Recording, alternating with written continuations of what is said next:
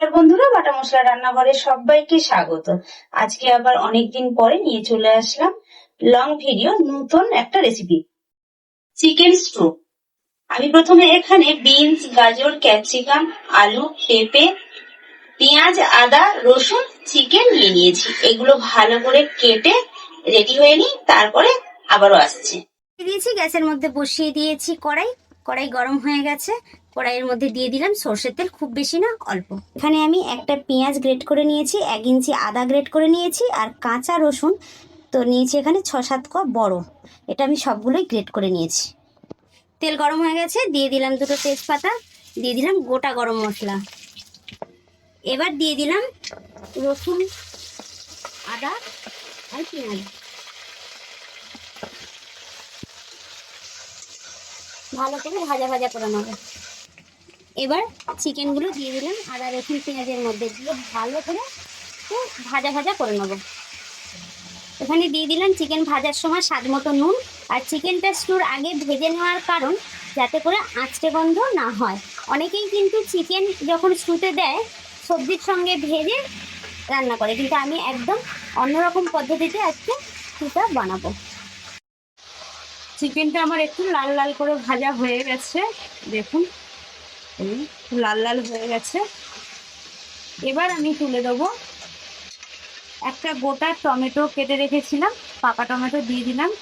যারা ঝাল খান তারা ঝাল দেবেন, আমি যেহেতু একটু ঝাল খাই তাই আমি 4টে কাঁচা লঙ্কা চেরা দিয়ে দিলাম। আর একটা পেঁয়াজ, গোটা পেঁয়াজ কেটে 4 টুকরো করে দিয়ে দিলাম। দিয়ে ভালো করে চিকেনটাকে আরও একটু ভেজে নেবো। চিকেনগুলো ভাজা হয়ে গেছে, এবার দিয়ে দেবো কেটে রাখা সমস্ত সবজি, বিনস, গাজর, আলু, পেঁপে দিয়ে দিলাম। দিয়ে এবার ভালো করে ভাজা ভাজা করে নেবো। চিকেন আর সবজি সব ভাজা হয়ে গেছে, এবার দিয়ে দিলাম জল।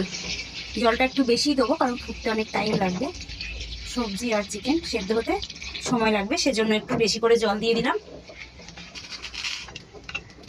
এবার দিয়ে দেবো ক্যাপসিকাম। ক্যাপসিকাম এখন দেওয়ার কারণ আগের থেকে দিলে ক্যাপসিকামগুলো সেদ্ধ হয়ে যাবে, আর এখন দিলে ক্যাপসিকামগুলো গোটা গোটা থাকবে। ঝোলের অবস্থায় ক্যাপসিকাম দিলে ক্যাপসিকাম একদম গোটা গোটা খেতে পারবেন। যারা ক্যাপসিকাম পছন্দ করেন তারা জল দেওয়ার পরে ক্যাপসিকামগুলোকে দেবেন।